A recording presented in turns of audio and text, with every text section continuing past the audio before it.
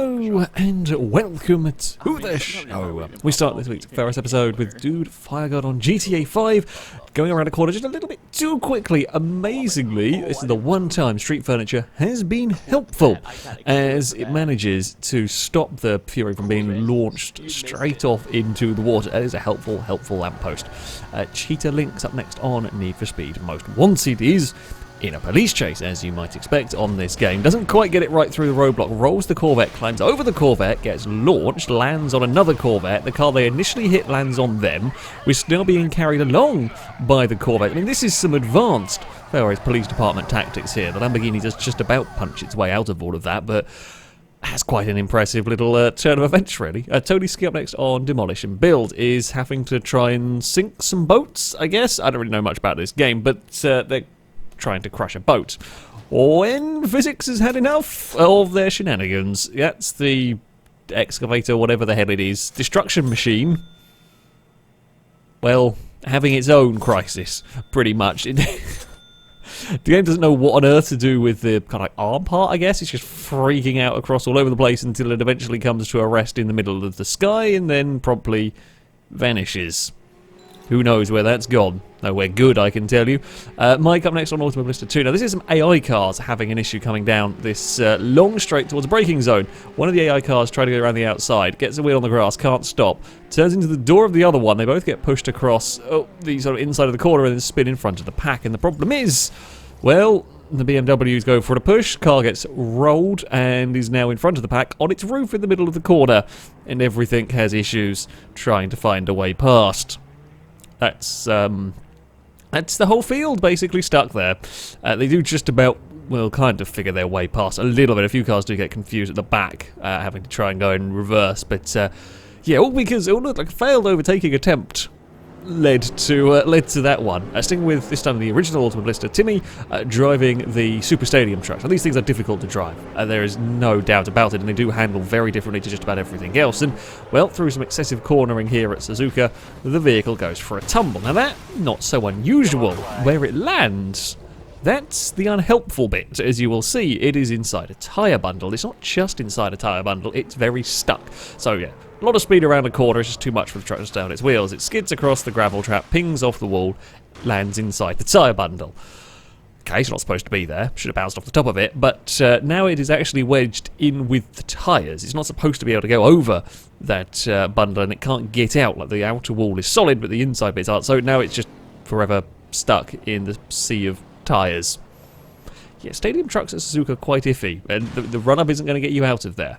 Onto a set of Corsa with touch cars. Now, this, of course, is a mod for a little, I don't even know what it is, a strange little machine that doesn't really like the bumps. It's struggling to get control, ends up out wide, is across a bit of a curb, I think. And once this thing starts tumbling, well, it doesn't really want to stop tumbling. It's just bouncing around. It almost lands on its wheels, and then it pings back up again, and we're still bouncing. Now we're going for the spinning. It does come to a rest, but yeah, don't roll that. Funnily enough, doesn't really like it. Fran Stuff up next, also on a set of Corsa, is driving a rally car rather quickly across around some tarmac when, well, things go wrong, as they often do with a high-speed rally car. Shenanigans is up over this crest, gets too much airtime, can't get the car back under control, goes for a spin around a post, and in all the confusion ends up actually setting off in the direction that they came. Yes, that's not the way you're supposed to be going. I mean, these sort of mistakes, it's easy enough to make you just get a little too much speed, don't quite realise the crest is perhaps going to lead to some airtime, and yeah, the Peugeot just can't get away from the tree, and it's a sort of double spin around the tree, lands back on the road perfectly, just pointing not in a helpful direction before the realisation of, oh crap, I'm not supposed to be going that way. Cam is up next on Just Cause 4 with the Formula 1 car. Now, this thing is great fun to play around. This one's got a boost, like a jump boost, which is all very well and good, but mistimed, jumping over a car. Alright, it's a roll for a Formula 1 vehicle. Nothing so unusual. If you played Just Cause, you'd have seen this happen before. So, you jump out of the vehicle, and you can use the tethers to try and right the car. Fairly sensible idea. You attach the tether on one side to something else and try and pull it out. Well, the first time's not quite gone well, and then subsequent attempts just end up spinning it around in a circle. Okay, that's fine. We'll attach the tether to the underside. Surely this should work to flip it out. No, it's not worked. Not only did it not work, it physics glitched out and the car still managed to land upside down. We'll go for another tether. No, that one there has not worked either in terms of riding the vehicle. Now it's landed more on its side. It has to go for a spectacular double flip to get back onto it. But it is now on the wheels, at least. That is something. That was a stubborn Formula 1 car. That was a stubborn Formula 1 car indeed. We move back to Assetto Corsa with this is now a Formula 3 car. The open-wheel vehicles had many issues in this week's episode. So we're racing out of the Adelaide circuit. Not the best start for the car we're riding on board with. There's a vehicle up the inside and they bobble across the curves. There's a little bit of contact. Nothing too crazy. As they come around the next corner, the AI vehicle is not quite as fast as the player expects. The player scoops them up and everything's gone wrong, basically. So yeah, there's a little bit of kind of banging of wheels, no problem through there. Then through this next corner, the AI car bobbles the curb, is a bit slow, and then we're just going to have a Formula 3 car hat until eventually they spin off into the wall and cause some mayhem.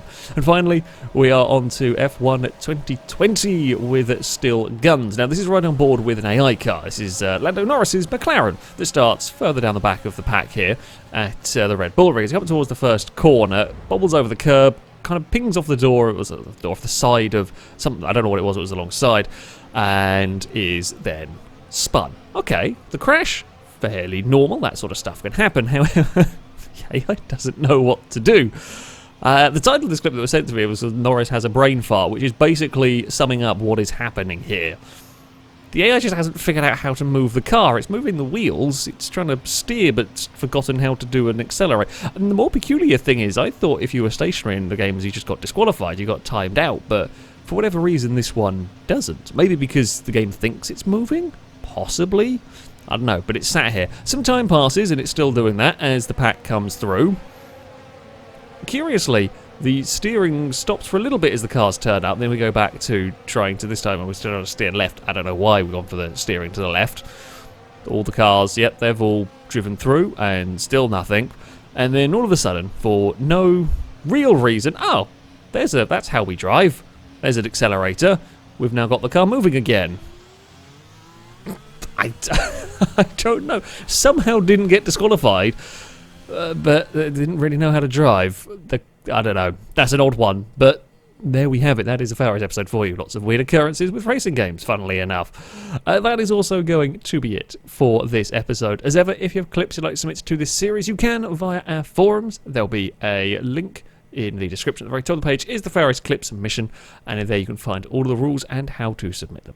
That, though, is going to be it from me. Thank you all very much for watching, and until next time, a goodbye.